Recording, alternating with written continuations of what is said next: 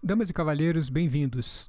Aquele ali é Galileu Galilei, que muita gente, inclusive aquele camarada ali, consideram como o criador da ciência moderna. Foi ele o primeiro que entendeu a ciência como uma combinação de raciocínio lógico, experimentação e matemática. Além disso, ele resolveu um dos primeiros problemas da probabilidade numa época que Pascal ainda nem tinha nascido. Vamos dar uma olhada nisso. Galileu nasceu em 1564 na cidade de Pisa, que era no Grão-Ducado da Toscânia. Isso hoje é Itália, mas na época a Itália ainda não existia como país independente. Quando ele tinha 16 anos, ele foi levado para a Universidade de Pisa pelo pai dele para estudar medicina, porque o pai dele achava que medicina pagava melhor do que matemática. Essa história é bem antiga. Mas Galileu, depois de alguns anos, largou a medicina e passou a se dedicar à matemática e física. Na física, Galileu fez várias descobertas importantes, a primeira delas quando ainda era estudante de medicina. Diz a lenda que ele estava na igreja, em Pisa, quando ele notou que o candelabro, aquele mesmo da foto ali, estava oscilando. Ele resolveu medir o tempo de duração de uma oscilação, acompanhando com o próprio pulso, porque na época não havia nenhum relógio portátil. Galileu descobriu então que o tempo de duração, o tempo que o candelabro levava para ir e para voltar, era sempre constante. Depois ele fez vários experimentos com pêndulos diferentes, como aquele dali, e notou que a única coisa que importava, o que definia o tempo de duração, era o comprimento do fio que segurava a bolinha ou da haste. O peso da bolinha não importava. Por exemplo, naquele experimento ali, uma era de chumbo e a outra era de cortiça, mas as duas andavam juntas. Galileu, muito mais tarde, achou que poderia ser interessante tentar fazer um relógio baseado nesse princípio. E ele chegou a fazer um projeto, que é aquele dali, mas ele morreu antes de ter tido tempo de fabricar um. Outro problema que ele estudou foi o da queda livre. Aristóteles dizia que um objeto cai com uma velocidade que depende do peso dele. O objeto mais pesado cai mais rápido. Mas Galileu tinha experiência com pêndulos e não acreditou nisso e resolveu experimentar. Ele pegou duas bolas de metal de mesmo tamanho, mas peso diferentes. Uma era sólida e a outra era oca. E subiu até o topo da Torre de Pisa e deixou as duas caírem. Porque não, ele morava em Pisa, a torre estava lá, e é o lugar melhor possível para se fazer esse tipo de experimento. E o resultado foi que as duas chegaram no chão no mesmo instante. Ninguém sabe se isso aconteceu de verdade ou se é só lenda, mas com certeza Galileu continuou estudando o assunto de outra forma. Ele começou a experimentar deslizar bolinhas em planos inclinados. Ele construiu vários planos inclinados, bem maiores que esse, com vários metros de comprimento, e concluiu que as bolinhas todas caem com a mesma velocidade e uma aceleração constante, o que foi explicado depois nas leis de Newton. Galileu fez várias outras descobertas na física que depois ficaram famosas, mas depois de algum tempo ele começou a se interessar principalmente por astronomia. E aí as coisas começaram a se complicar, porque surgiu um conflito entre ciência e religião, uma bomba relógio que foi explodir justamente na mão dele. A astronomia naquela época, em 1600 e pouco, era ainda baseada nas ideias dos filósofos antigos, especialmente o grego Aristóteles e o romano Ptolomeu. Aristóteles acreditava que o universo era composto de várias esferas concêntricas. No meio estava a Terra, que era uma esfera que ficava parada no centro do universo, composta por 4 elementos, ar, água, fogo e terra, que são impuros e instáveis. Em volta dela giravam 3 esferas de ar, de água e de fogo. Tudo isso era impuro e instável. Depois vinham várias esferas invisíveis. A primeira carregava a Lua, depois uma esfera para Mercúrio e uma para Vênus, depois uma para o Sol, depois 3 para os planetas Marte, Júpiter e Saturno. Depois vinha a esfera do firmamento, que carregava as estrelas, uma esfera transparente chamada de cristalino, e por último, uma esfera chamada de primo mobile, que movia todas as outras. Todos os astros e as esferas eram compostos de éter, um quinto elemento que é perfeito, puro e imutável, ao contrário dos elementos que compõem a Terra. Tudo que está nos céus, por isso, é perfeito, puro e imutável. Além da última esfera está o empírio, que, como diz essa legenda, é a habitação de Deus e de todos os eleitos. Em 1608, um oculista holandês descobriu que se ele olhasse através de duas lentes, uma divergente e uma convergente, ele via uma imagem aumentada. Galileu ficou sabendo disso e começou a experimentar construir telescópios. Esses aí são 2 telescópios que ele construiu, que estão agora no museu. Ele começou fazendo um telescópio que aumentava 3 vezes e foi melhorando a técnica até chegar a um aumento de 30 vezes. Durante alguns anos, Galileu ganhou bastante dinheiro fabricando telescópios e vendendo para militares e comerciantes. Mas ele teve uma ideia que ninguém tinha tido antes. Ele apontou o telescópio para os céus e viu as estrelas e os planetas. E tudo o que ele via ia contra Aristóteles. Aristóteles, por exemplo, dizia que a Lua era uma esfera perfeita e translúcida. Quando Galileu olhou pelo telescópio, viu que a superfície da Lua era mais ou menos como a da Terra, cheia de montanhas e buracos, não tinha nada de perfeito. Esses aí são alguns desenhos e pinturas que ele fez. Depois, Aristóteles dizia que tudo no universo se move em torno da Terra, todos os planetas e estrelas, inclusive o Sol. Mas Galileu observou Júpiter por vários meses e descobriu que ele tinha 4 satélites que giravam em torno dele, não em torno da Terra. Nessa foto dá para ver 3 desses satélites. O 4º não dá para ver porque ele está atrás de Júpiter. Depois, Galileu observou Vênus e notou que tinha 4 fases como a Lua, cheia, minguante, nova e crescente. Isso é fácil de entender se Vênus girar em torno do Sol, como nessa figura. A Terra é o círculo azul, o Sol é o amarelo e o que está girando é Vênus. Mas não é possível explicar as fases de Vênus se ele girar em torno da Terra. Por último, descobriu com o telescópio que o Sol tinha manchas, algo que, segundo Aristóteles, não poderia acontecer, porque o Sol, como tudo no céu, tinha que ser perfeito. Galileu publicou as suas descobertas naquele livro ali, Sidereus Nuncius, O Mensageiro das Estrelas. Esse livro foi um best-seller, agradou a muita gente, mas não a todo mundo. Nesse livro, ele deixava bem claro a sua ideia de que esse modelo aristotélico para o universo, que tem a Terra no centro e o Sol e outros planetas girando em torno dela, não funcionava, e que seria melhor um modelo heliocêntrico, com o Sol no centro e a Terra e outros planetas girando em torno dele. Isso foi denunciado ao Tribunal da Inquisição em 1612, e a Inquisição chegou à conclusão de que essa ideia era uma heresia, porque a Bíblia, em várias passagens, diz explicitamente que é o Sol que gira em torno da Terra e não o contrário. Em 1615, Galileu teve que ir a Roma se defender na Inquisição. Mas justamente nessa época, que era bem estressante para Galileu, ele recebeu uma ordem do seu patrão de resolver um problema de probabilidade. Galileu não tinha nenhum interesse em jogos ou nesse problema, mas resolveu, como ele disse no texto que ele mandou, para atender aquele que me ordenou que ele entregasse tudo o que me ocorresse sobre esse problema. O patrão dele na época era o grão-duque da Toscânia, que era como se fosse o rei daquela região e tinha que ser obedecido. O enunciado do problema era esse.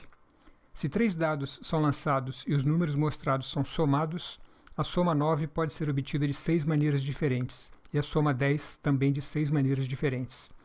No entanto, no jogo, a soma 10 aparece com mais frequência do que a soma 9. Por quê? Galileu fez um relatório de como ele resolveu o problema, bem passo a passo, porque na época isso ainda era desconhecido, era tudo novidade. Primeiro, ele considerou o número de lançamentos possíveis de 3 dados. O primeiro dado pode dar 6 resultados diferentes, depois o segundo e depois o terceiro. O número de lançamentos possíveis, então, vai ser 6 vezes 6 vezes 6 igual a 216. São 216 lançamentos diferentes, 216 resultados possíveis. Agora, eu estou interessado nas somas dos números que os dados mostram. E as somas possíveis são: a menor soma seria essa daqui, se os 3 dados derem 1, soma igual a 3, soma igual a 4, 1 mais 1 mais 2, e assim por diante, até a maior soma de todas, que é essa daqui, os 3 dados mostrando o número 6, dá uma soma de 18. Há então, de 3 a 18, 16 somas diferentes. Se eu dividir o número de lançamentos pelo número de somas, dividir esse por esse, não dá um número inteiro. Isso quer dizer que algumas somas sempre vão aparecer mais vezes do que as outras. Vamos ter que considerar então quantos lançamentos diferentes podem produzir cada uma das somas. Para a soma 9, Deborah Bennett, no seu livro Aleatoriedade, a referência vai estar na descrição do vídeo, diz que desde a Idade Média até a época de Galileu, os jogadores sempre contaram os números de casos possíveis dessa forma. Para a soma 9, vamos fazer uma lista dos conjuntos de 3 dados que dão soma 9. Vamos chamar esses conjuntos de trincas. Começando com o 6, só há uma trinca possível, 6, 2, 1. Começando com o 5, há 2 trincas, 5, 3, 1 e 5, 2, 2. Começando com o 4, mais 2 trincas, e começando com o 3, somente uma. Segundo os jogadores, então, há 6 trincas diferentes que podem dar o total 9, a soma 9. Para a soma 10, também há 6 trincas. Os jogadores, porém, sabiam que a soma 10 aparece com mais frequência do que a 9. Deve ter probabilidade maior do que a 9. Como isso é possível?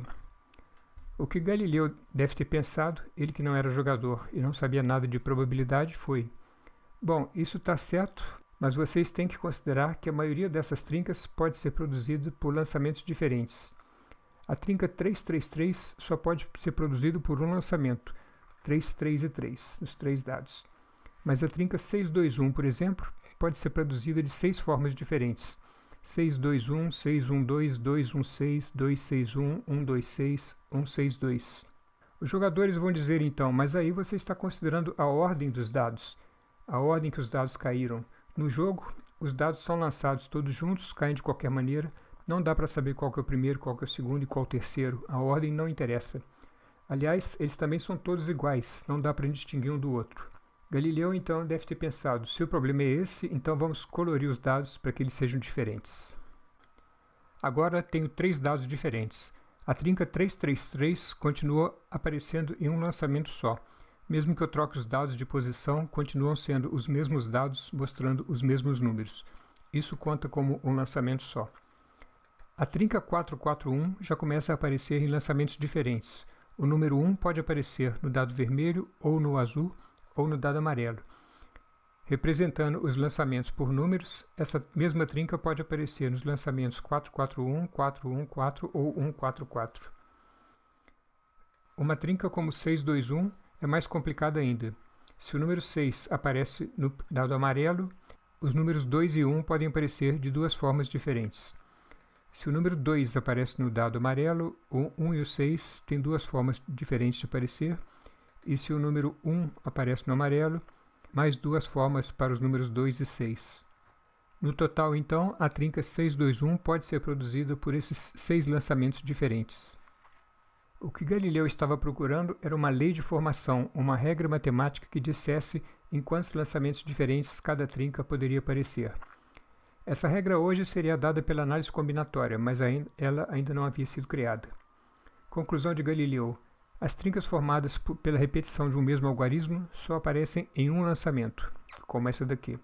As trincas com 2 algarismos iguais e um diferente, como essa daqui, aparecem em 3 lançamentos diferentes. E as trincas como essa daqui, que tem 3 algarismos diferentes, pode aparecer em 6 lançamentos diferentes. Voltando agora àquela tabela que mostrava as trincas possíveis, vamos contar o número de lançamentos diferentes que pode produzir cada uma dessas trincas. As trincas 621, 531 e 432 podem ser produzidas cada uma delas por 6 lançamentos diferentes, porque são trincas compostas por 3 algarismos diferentes. As trincas 522 e 441 podem ser produzidas por 3 lançamentos diferentes, porque são trincas que têm 2 algarismos iguais e um diferente. E por fim, a trinca 333 pode ser produzida por apenas um lançamento. Somando tudo isso, há 25 lançamentos diferentes que podem dar uma soma 9. A probabilidade de sair uma soma 9, então, vai ser 25 dividido pelo número total de lançamentos, o que é aproximadamente 0,1157. Agora, calculando o número de lançamentos diferentes que podem produzir a soma 10. Essas trincas 631, 541 e 532 têm 3 algarismos diferentes, cada uma delas pode ser produzida por 6 lançamentos diferentes. Essas trincas 622, 442 e 433 têm 2 números iguais e um diferente, cada uma delas pode ser produzida por 3 lançamentos. Somando isso tudo, dá 27. A probabilidade do jogador conseguir essa soma 10, então, vai ser 27 sobre 216, o que dá 0,1250. A soma 10 tem uma probabilidade de aparecer que é menos de 1% maior do que a probabilidade do 9. Para que os jogadores fossem capazes de detectar essa diferença de probabilidades durante o jogo, devem ter lançado esses 3 dados centenas ou milhares de vezes, anotado e analisado todos os resultados. Ninguém sabe exatamente quando foi que Galileu resolveu esse problema, mas provavelmente foi entre 1613 e 1623. Depois disso, a situação de Galileu foi só piorando. Em 1623, ele publicou aquele livro ali, Il Saggiatore, o Experimentador, que foi um best-seller e é considerado hoje um clássico. Em 1632, ele publicou aquele outro livro, Diálogos sobre os dois principais sistemas do mundo, comparando o sistema aristotélico, que considera que a Terra está no centro do universo e tudo gira em torno dela, e comparou com o sistema heliocêntrico, que considera que o Sol está no centro do universo e tudo gira em torno dele. Esse livro também foi um best-seller, agradou a muita gente, mas não a todo mundo. Desagradou a outras pessoas, e especialmente a pessoas muito importantes. O próprio Papa Urbano VIII, que era amigo pessoal de Galileu há vários anos, considerou que Galileu estava ridicularizando a Igreja naquele livro. E a Inquisição abriu outro processo contra Galileu e decidiu que Galileu era altamente suspeito de heresia. Ele foi condenado à prisão domiciliar perpétua e todos os seus livros foram proibidos. Galileu morreu alguns anos depois disso, em 1642. E nesse mesmo ano, por coincidência, nasceu aquele que iria continuar o trabalho dele, que é Isaac Newton. Essa história, porém, tem um final interessante. Mais de 300 anos depois, em 1968, o Papa Paulo VI ordenou que fosse feita uma revisão no processo de Galileu, que ainda existia formalmente.